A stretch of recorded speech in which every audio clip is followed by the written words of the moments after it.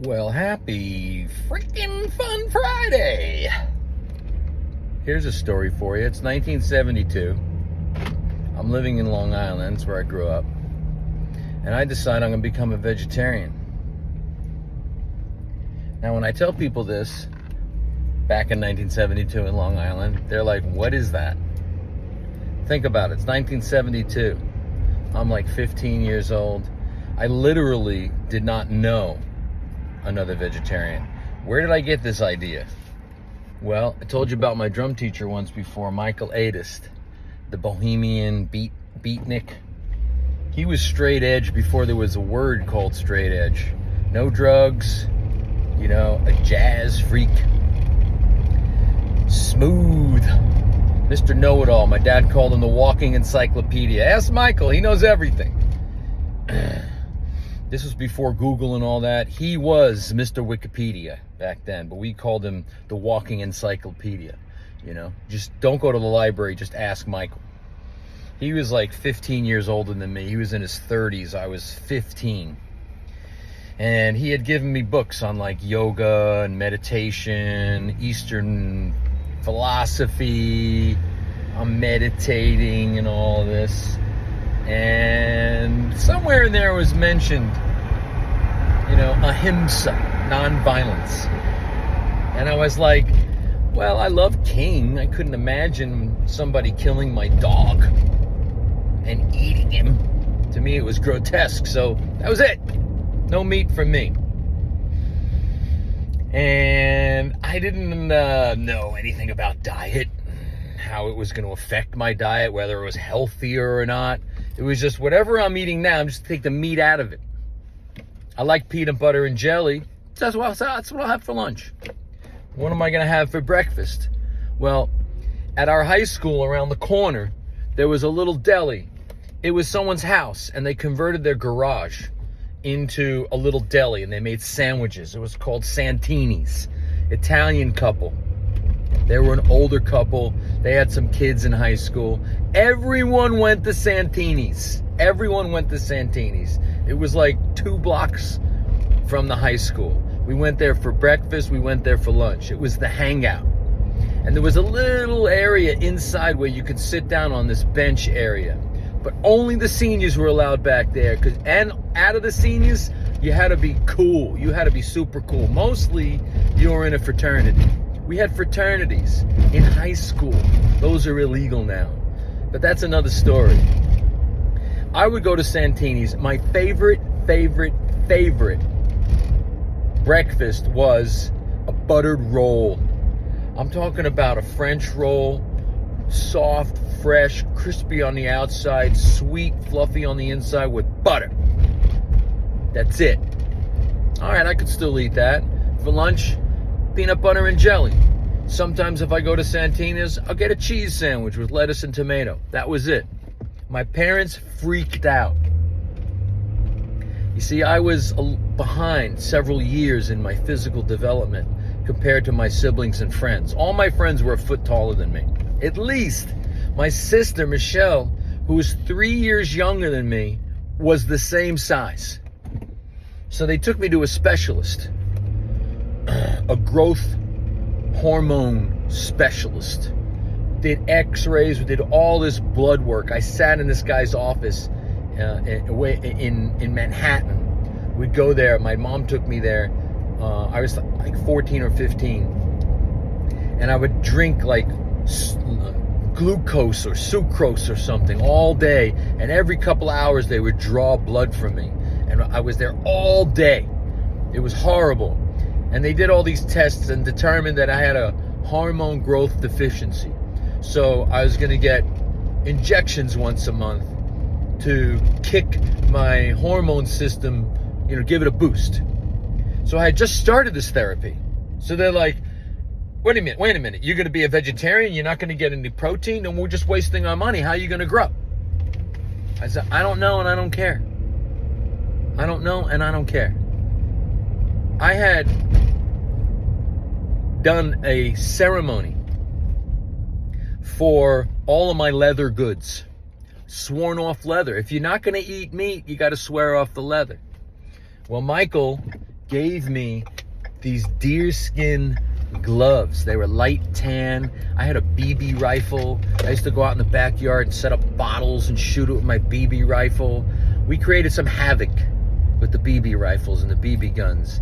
And it was contraband. My parents didn't even know about it. That's another story. So I had this matching belt. I had the gloves and the belt, my shoes. I dug a hole in the backyard. And I had just finished reading Separate Reality, Don Juan, by Carlos Castaneda. It was very mystical. And there was a Native American in there, Don Juan. And one of the things he did when he had to kill an animal to eat, like a rabbit or something like that, he would apologize to it and say, in my next life, you'll be able to kill me. So I had the ceremony. My belt, my wallet, my gloves, all matching, deerskin.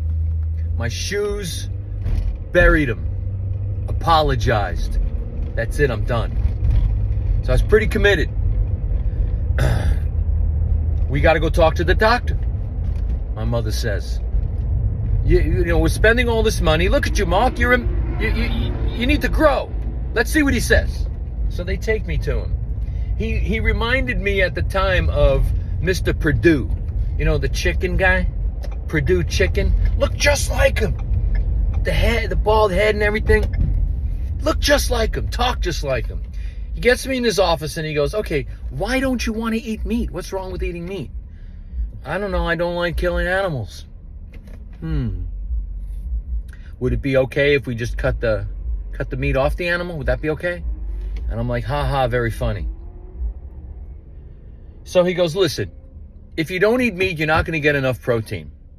So here's one. Why don't we come to a compromise? Why don't you just eat meat twice a week? Twice a week. Something high in protein. Can you do that? Just make a sacrifice so that you'll grow properly? Make your parents happy? Okay. We drive home. He gives my mother a recommendation of what meat would be high in protein. He comes up with liver, cow's liver. So we go, okay, every Tuesday and Thursday night, I'll eat something high in protein for dinner. That's it, just for dinner. So we get back from the doctor, and Michael, my drum teacher, he would come on Thursday. He wasn't just my drum teacher. He was like my mentor. He was like a guide in my life. He introduced me to Indian classical music, Eastern philosophy, all kinds of things. And I told him I was going to be, my mom says he's going to be a vegetarian. Can you try to, talk him out of it? Tell him that he needs the protein to grow? He's smoking his pipe. Listen, Mark, nothing wrong with eating meat. All parts of the animal are used. Nothing's wasted. It's perfectly natural. That was his answer. But it wasn't enough to convince me. I really didn't care if all parts of the animal was used. It wasn't about that. It was about the ethical principle of killing for survival. I didn't need to. Now, imagine how rare that was. Literally didn't know another vegetarian. And we grew up in a family where, meat and potatoes. My dad was a meat and potatoes guy. A steak with a potato, some sour cream on it. That was his idea of a good meal. And as they say in Yiddish, Kanina Hara, he lived to 95. So now it's the first Tuesday night. She prepares the liver, stinks up the house, smells like death. Really awful. We sit down, the whole family's there because we ate dinner together. That's what we did. 6 o'clock, no matter where you were, 6 o'clock, you're home and you have dinner with the family. And if you were late, my mother would open the back door, literally open the back door to the house and holler out, Mark! Stuart! Oh shit, that's my mom. Fuck, it's 6 o'clock. And we'd run back to the house. So we sit down, ready to eat. And I'm like, okay. I cut the liver. I look at it, I don't know if I can do this.